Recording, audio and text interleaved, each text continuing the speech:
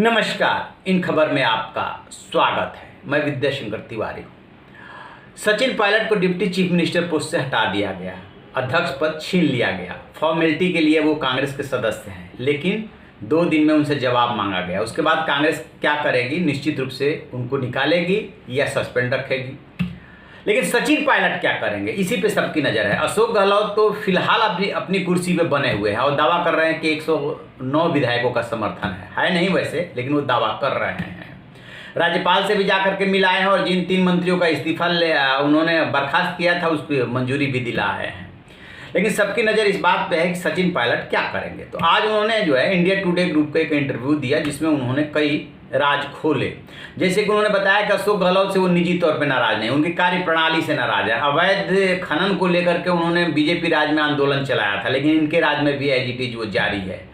अधिकारियों को निर्देश था कि मेरा आदेश नहीं मानना है, यानी ब्यूरोक्रेट मेरी सुन ही नहीं रहे थे, तो मैं क्या करता।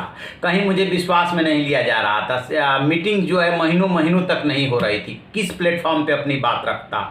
यानी कि उनके जो भी शिकायत वो कर रहे हैं वो ये है कि आत्मस्वाभिमान को ठेस लग रही थी उनके साथ काम करने में। कहने के लिए वो चीफ मिनिस्टर हैं और मैं डिप्टी चीफ मिनिस्टर था, लेकिन बात डिप्टी चीफ मिनिस्टर की कोई सुनी ही नहीं जा रही थी। एक और उन्होंने राज खोला है। जब तक राहुल गांधी कांग्रेस अध्यक्ष थे, थोड़ी परिस्थिति अलग थी। जैसे ही उन्होंने रिजाइन किया, ये बूढ़ी ब्रिगेड पूरी तरीके से हावी हो गई। उसी तरफ अविनाश पांडे की तरफ भी उन्होंने इशारा किया था, साफ साफ बोला था।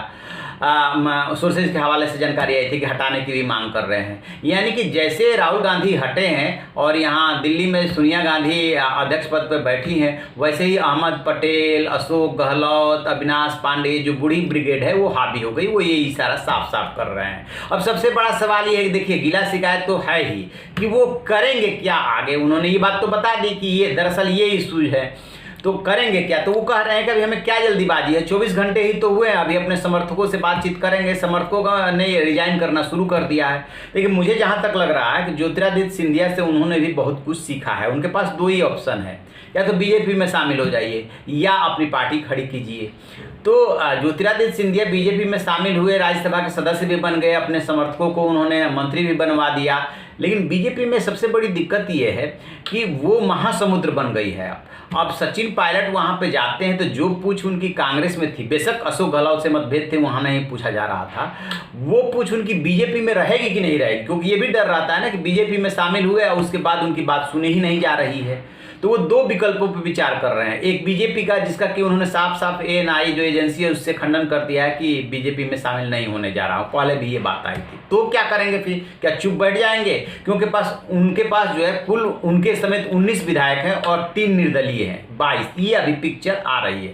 तो जो खबरें आ रही हैं उन खबरों के मुताबिक वो अपनी पार्टी बना सकते हैं। पार्टी इसलिए बनाना चाहते हैं कि राजस्थान में छोटी पार्टियों का स्कोप रहता है। अब अंदाजा लगाइए कि जो पिछला चुनाव हुआ था उसमें रिकॉर्ड 88 पार्टी चुनाव लड़ी थी और 55 जो है राष्ट्रीय और राज्य स्तर की उसमें से थी, जिनको की मान्यता चुनाव आयोग से मिली हुई है। तो निर्दलीय भी वहाँ पे 13 हैं और छोटे दलों के भी जीतते हैं, जिनकी काउंटिंग निर्दलीय में ही हो जाती है। तो यदि वो एक क्षेत्रीय दल बनाते हैं तो 8 करोड़ की आबादी वाले राजस्थान में स्कोप है, क्योंकि गुर्जर जो है वहाँ पे काफ़ी संख्या में है। तो उनके सलाहकार इस बात पे जोर दे रहे हैं कि बीजेपी में जा करके अपना महत्व मत घटाइए। तो फिर सरकार में उनकी, जैसे ज्योतिरादित्य सिंधिया वहाँ से बगावत करके हटे तो तुरंत कमलनाथ सरकार गई, और यदि सचिन पायलट बगावत करते हैं, अशोक गहलोत सरकार चलती रहती है, तो फिर उसका महत्व क्या रह जाएगा। तो फिर क्या हो सकता है, एक ऑप्शन ये भी आ रहा है कि अपनी संख्या बढ़ाइए, बीजेपी बाहर से सपोर्ट कर सकती है। इस पे भी बात चल रही है। देखते हैं आगे क्या होता है। लेकिन ज़्यादा लग रहा है कि ये जो है अपना एक पार्टी खड़ा कर सकते हैं, जो इनके सलाहकार सलाह दे रहे हैं। क्योंकि प्रदेश अध्यक्ष लंबे समय से हैं, 2013 से हैं, तो इसलिए इसकी गुंजाइश बन रही है। जैसे इसमें कोई अपडेट मिलेगा हम आपको बताएंगे। आप देखते रहिए हमारा डिजिटल चैनल इन खबर। Thank you.